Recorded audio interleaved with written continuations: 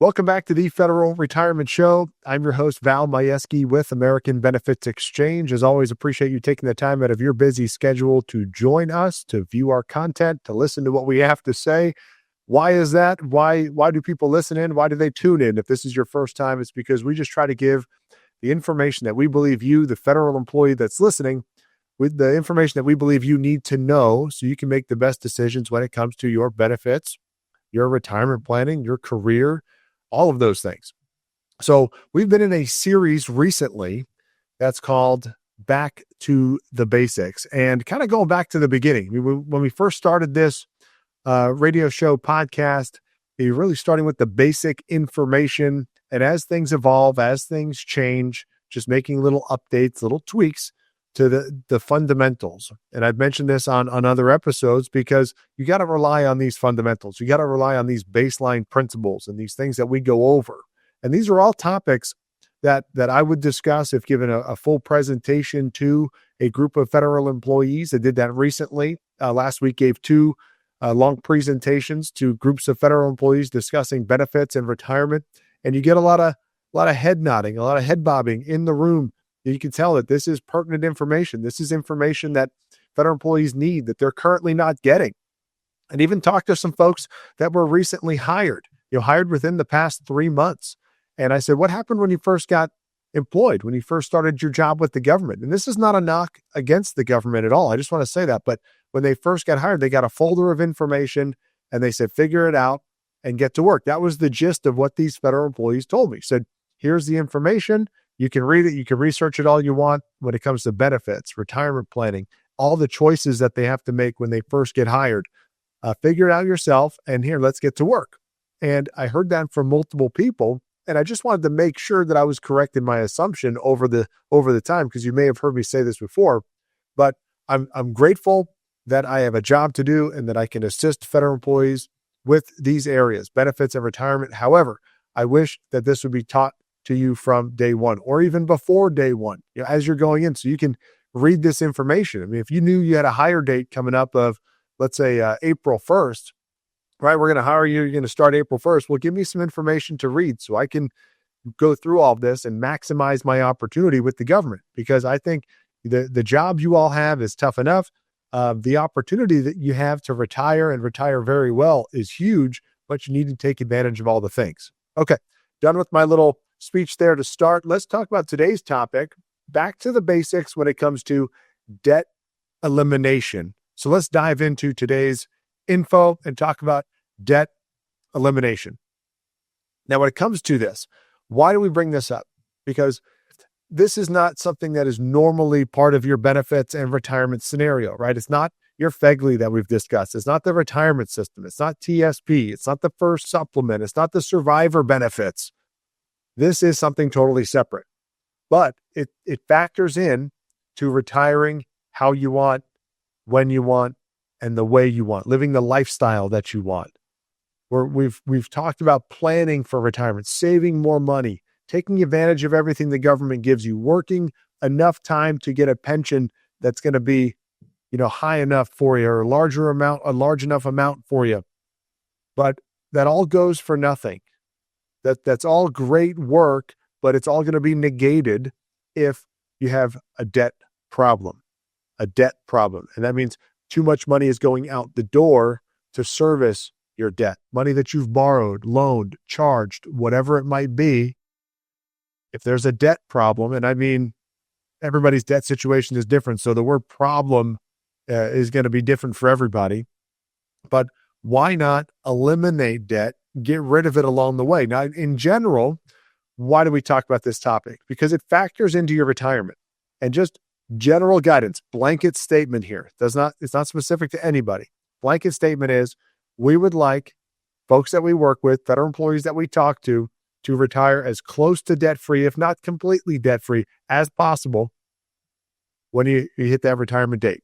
Usually, the only acceptable debt we'd want to have on the books may be the mortgage. Right? But if you can get rid of that too, why not? And we'll discuss that here in a second.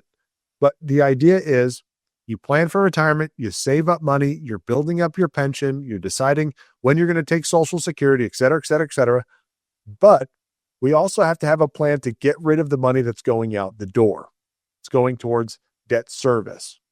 So what are we talking about today? Again, it's eliminating debt, getting rid of debt in a fraction of the time so that you can retire, again, how you want, when you want, the way you want. Question for you. Question.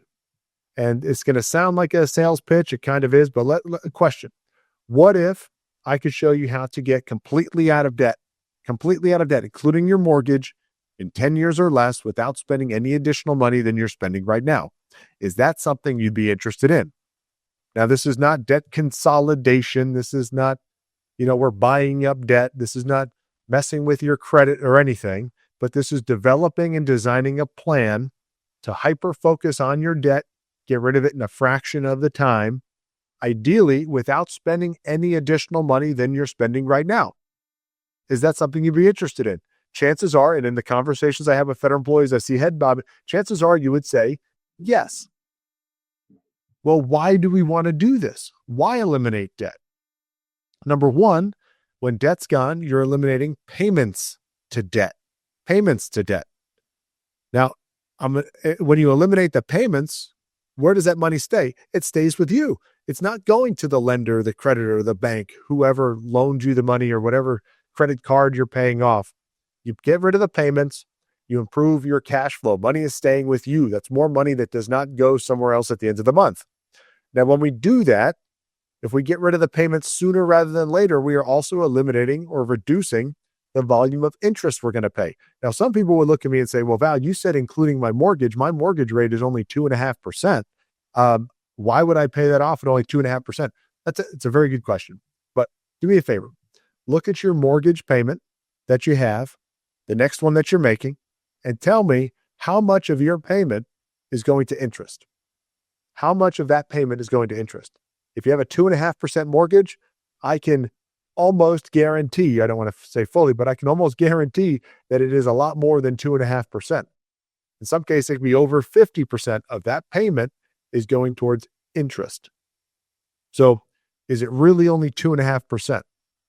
It's not like if you bought a $1 million house that you're going to end up, paying $1 million, 2,000. You're not going to be paying 2% on it. Look at the payments over time. Tell me how much you paid for that home. So we reduce the volume of interest, right? So it's not only free up the payments, eliminate the payments, free up cash flow, reduce the volume of interest. Now, what can we do with that money? We can redirect it and save more for retirement. So if you pay off debt sooner, now if it's a one debt or two debts or three debt or whatever, I'm going to go over an example here in a second and show you, but you can save more for retirement by redirecting those dollars towards your future. And then ultimately, if you retire debt-free, this is a worry that is off your plate. It's not an obligation that you have anymore. It's not something you're going to leave for your loved ones. If something were to happen to you, you now own and control your debt going forward. And I can explain that too. So here's an example. Now, this is a federal employee example. This is somebody that we've talked to, we've assisted, and I just want to use it as an example. Okay. Yours could be slightly different. But when I talked to this particular federal employee, everything looked great on the front end. Everything looked awesome.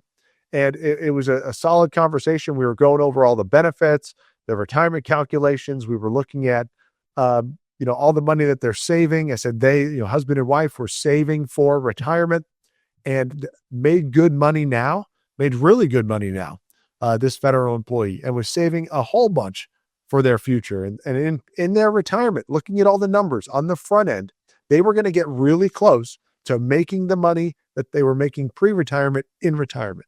So there wasn't going to be much of a downside there. This was a great scenario. This is what everybody would want to see, that when you retire, you're going to be making just about the same amount of money in retirement that you're making that you're making before retirement. So let me say that one more time. Ideal scenario, you're making the same amount of money in retirement that you were making the day before you retired. Pretty awesome. Everything looked great. Then I asked about the debt. And do me a favor though. This is great. Everything on the front end looks good. Let's talk about what's going out the door. Tell me about your debt. I had no idea what was going to happen. And this federal employee unloaded on me. Give me the laundry list of debt. We were adding it all up and looking at it. And this person had $652,000 worth of debt.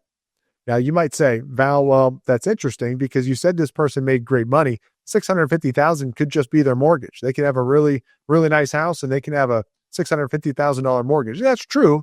I will say the mortgage was about $400,000. So that left about $250,000 of consumer debt that this person was trying to tackle right on top of the mortgage and making regular payments. And I'm talking some of these payments were even overpayments to try to pay this debt down sooner.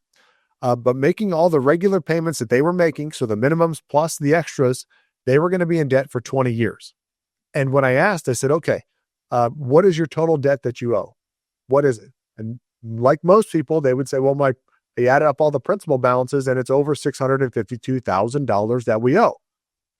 That's correct, but that's also incorrect at the same time. Currently, that's your principal balance, but over time, making regular payments over the next 20 years, you're going to pay over $400,000 more in interest, so totaling over $1 million that you're going to end up paying to get out of your $652,000 worth of debt in 20 years. So two things we want to do.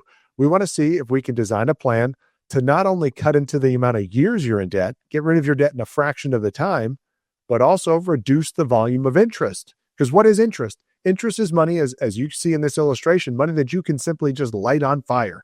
You can throw in the trash, flush it down the toilet. It doesn't do you any good in this sense. Interest on the other side, being on the positive side of interest, yeah, you want to earn as much interest as possible in your TSP and other investments, things like that. But when interest is hurting you, when you're being charged interest on your payments, now it could be like running on a treadmill. Your interest on the front side is doing well, but the interest on the back side is pulling you back down. So we feel like we're moving fast, but we're not actually going anywhere. So the whole thing is, hey, let's get out of this interest paying scenario. And now we can focus on earning more interest, right? So this is something that makes somebody else profit. That money that you're paying to the bank, to the lender, to the finance department at the auto dealership, that is making them money.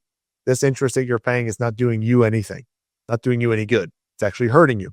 So $652,000 in principal, going to be in debt 20 years, going to end up paying over $400,000 in interest over that time. We designed a plan, and I said, ideally, looking at doing this without spending any additional money than you're spending right now. Why would we want to help get this person out of debt? Because if we can rearrange the spending, redirect their spending, use their money more effectively, more efficiently, how can we get this person out of debt? Now, I will say, before I flip over to the solution side of this and what we're able to do, my disclaimer is results are not typical. This is a unique scenario. Everybody's personal situation is different. Just want to make sure that's clear because this is not how everybody turns out. But if you want, I'm saying this drastic, but the idea is everybody's situation is unique and you can look at paying everything off sooner, eliminating those payments, reducing the volume of interest. These folks were able to get out of debt in under 6 years. Now, this plan is currently going, right? It's in place. But the idea was we're taking their 20-year time horizon, doing it exactly how they're doing it now, re-looking at their spending, re-looking at money that they currently have going elsewhere, redirecting that, looking at it in a better way with a different lens, getting them out of debt in under 6 years. Along the way, going to save over $200,000 worth of interest. Okay. Along the way, going to free up a ton of money as far as payments. So this is an example from the program we're able to run and show them their scenario. And this takes diligence. This takes sacrifice. This takes a little bit of obedience in this. But if you're committed to retiring how you want, when you want, the way you want, being able to live the lifestyle you want in retirement, we have to focus on getting rid of debt sooner rather than later. Okay. Who wouldn't want to do all this? Now, why are we doing this? Why?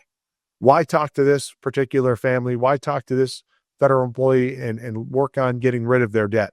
Said, eliminating payments. They were putting over or almost $11,000 per month going towards debt service. $11,000. We get rid of the debt in a fraction of the time. What's freed up? Almost $11,000 every month. What if You redirected that towards retirement. I'm skipped to the bottom bullet point here. Redirect that towards retirement and put all of that aside over 30 years at a modest interest rate. They can have over $6 million saved up. That's a lot. What else did we do? We cut into the interest. So they were going to pay over $400,000. We cut that in half, down to $200,000 in interest that they'd be paying over time. So that's $200,000 that would have gone to somebody else that didn't do you any good. Again, $200,000 that we would have just thrown in the trash, lit on fire, flushed down the toilet. So when it comes down to debt and why at least have the discussion? I said results are not typical. This is not going to be everybody's scenario, but it could be. We need to dive deeper, not only into preparing you for retirement, going over all the basics that we've covered in this series to this point, but then focus on the back end and say, okay, you're doing a great job. We're maximizing everything that we can up front, but what's going on the backside? I'll give you a different way. Let's say for retirement, you're trying to save all this money and have all this planned for retirement. You're throwing all this money into a big bucket. Picture this for me. Let's say you're filling up this bucket with as much money as possible. This is your retirement bucket. This is the pension. This is the Social Security income. This is the TSP, your other places where you're saving money for retirement. And you're filling up this bucket as fast as you can because you need it to be full for retirement. But what if there's a big gaping hole at the bottom? What if there's a big hole that is just leaking money? Money's going out the door. Money's falling on the floor. It's running down the streets. Whatever it is, it's leaking. Why is that? Because we have all this money that's going towards debt that's pulling us back. I said it's like running on a treadmill. I'm focusing on saving for retirement, but I've got all this debt service that I need to pay back that's pulling me back. I feel like I can't get my head above water. I feel like we're just playing for the tie. And that is true. So if you had this bucket that was leaking money, what'd you probably do before you fill it up? You'd probably fix the hole. You'd probably plug the hole first, stop the money from leaking, so now you can fill up the bucket. And that's what we're looking to do. Looking at your entire situation, including benefits and FEGLI and TSP, survivor benefit, all of those things, but debt factors in. And if you can retire as close to debt-free as possible, awesome. If you can eliminate debt in a fraction of the time, awesome. Because of all these reasons we're mentioning here.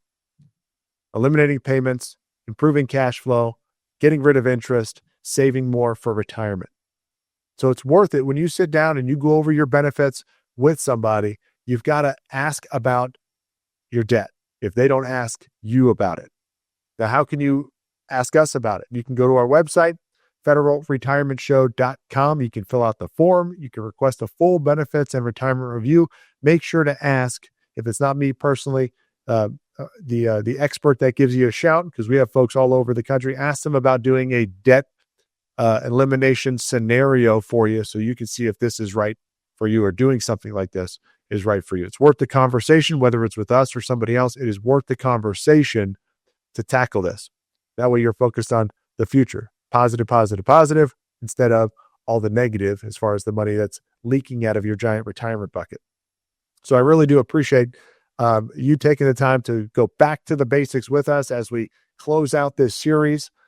Just understand there's a lot of great information at the Federal Retirement Show, not just the Back to the Basics series, but we've got over 120 episodes for you to view. It's all information that we believe you need to know. If you like it, share it with somebody else. Subscribe so you get notifications about when new content comes out, but share it with your colleagues. Tell them about it. Our episodes are anywhere from 5 to 30 minutes. You tackle one or multiple episodes during your commute to work. So just understand this is for you, the federal employee, but if we can help in any way, reach out to us. Go to the website, federalretirementshow.com, fill out the form, and we'll be in touch to do a full review of your situation, get your questions answered. So thank you for joining me today for this series, going back to the basics, and we look forward to seeing you on a future episode.